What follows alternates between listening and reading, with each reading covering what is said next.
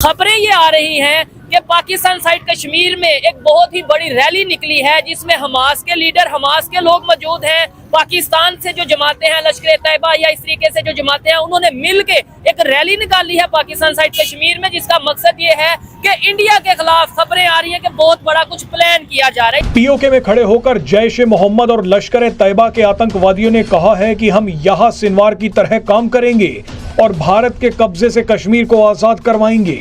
इसके बाद पीओके के प्रधानमंत्री अनवरुल हक ने पहली बार धमकी दी है कि वो पीओके में जितने भी आतंकी हैं उन्हें भारत में भेजेंगे और भारत पर हमला करेंगे। लेकिन इसके बाद जो भारतीय सेना ने किया उसे देखकर आप हैरान हो जाएंगे। भारतीय सेना ने पीओके की तरफ से आ रहे 7 आतंकियों को कुछ ही सेकंड में जहन्नुम पहुंचा दिया। पाकिस्तान में तो लोग रोज खड़े होकर बोलते हैं असी हमास दे नाल खड़े हैं, असी गाजा दे नाल खड़े हैं। भाई गाजा बाजा लेकर आप गाजा गाजा करते रहते हैं, इवन की भीख इकट्ठी करते हैं पूरी दुनिया में गाजा के नाम पर।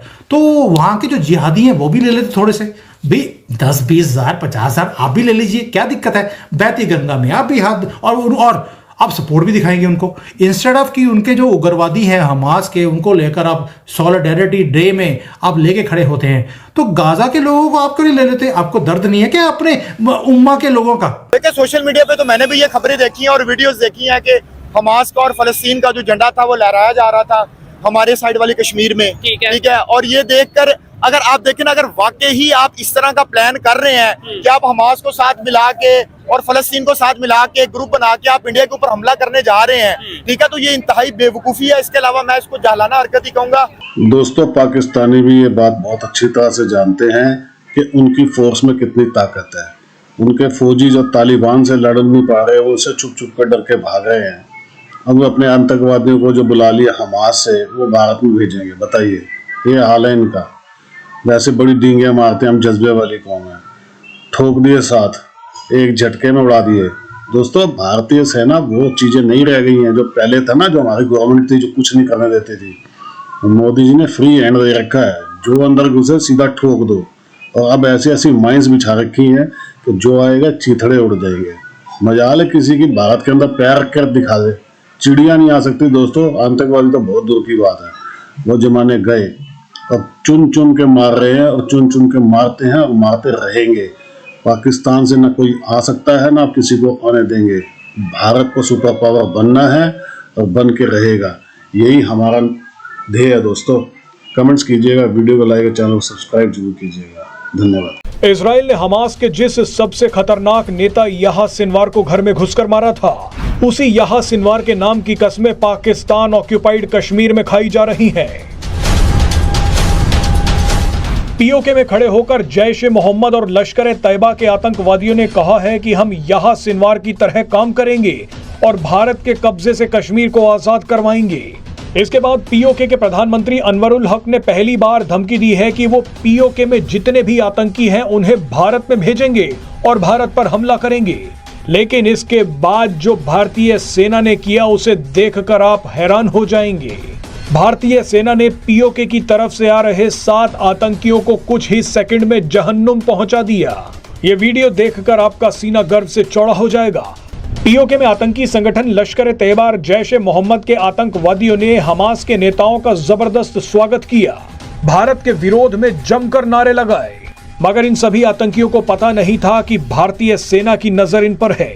भारतीय सेना भी अलर्ट मोड पर बैठी थी। आतंकियों की इसी मीटिंग के बाद पीओके के प्रधानमंत्री अनवरुल हक ने भारत को धमकी दे दी।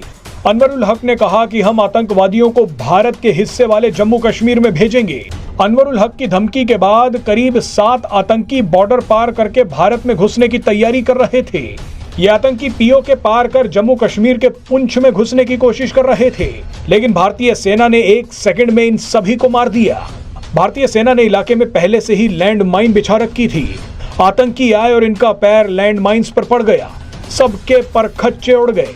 पीओके को लेकर भारतीय सेना हाई अलर्ट पर है। भारत की सुरक्षा एजेंसियां भी चौकन्नी हो गई हैं।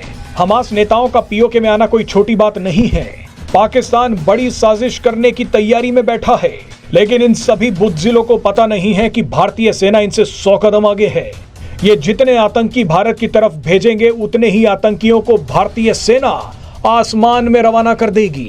आतंकी जैसे जैसे आएंगे सब मारे जाएंगे। क्या कहना चाहेंगे दिलशाद भाई, ये जो मैंने खबर बताई है कि हमास, क्या आपको लगता है कि हमास, लश्कर तैयबा या जो भी यहाँ पे जमातें हैं मिल के इंडिया को कोई कश्मीर में या कोई नुकसान पहुंचाने की प्लानिंग कर रही है, ऐसा पॉसिबल है? क्या कहना चाहेंगे? देखिए, सोशल मीडिया पे तो मैंने भी ये खबरें देखी हैं और वीडियोस देखी हैं कि हमास का और फलस्तीन का जो झंडा था वो लहराया जा रहा था हमारे साइड वाली कश्मीर में। ठीक है। और ये देखकर अगर आप देखें ना, अगर वाकई ही आप इस तरह का प्लान कर रहे हैं कि आप हमास को साथ मिला के और फलस्तीन को साथ मिला के एक ग्रुप बना के आप इंडिया के ऊपर हमला करने जा रहे हैं, ठीक है, तो ये इंतहाई बेवकूफ़ी है। इसके अलावा मैं इसको जालाना हरकत ही कहूंगा और तो कुछ नहीं होगा।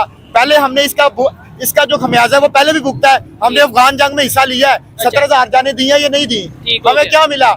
हमें कभी भी दूसरों की जंग में जो है वो शिरकत नहीं करनी चाहिए। और अभी देखे ना कि हालात कितने नाजुक है। अभी जो ट्रम्प है वो प्रेसिडेंट बना है अमेरिका का, उसने क्या कहा कि मैंने गजा की पट्टी खाली करवानी है, वो गजा खाली करवाने की, ठीक है, और वो कह रहा है मैंने हमास का खात्मा करना। उसके बड़े बड़े 3 एजेंडों में से एक एजेंडा तो ये है। ठीक है। तो अगर आप इस तरह की कोई हरकत करते हैं तो इसमें किसका नुकसान है?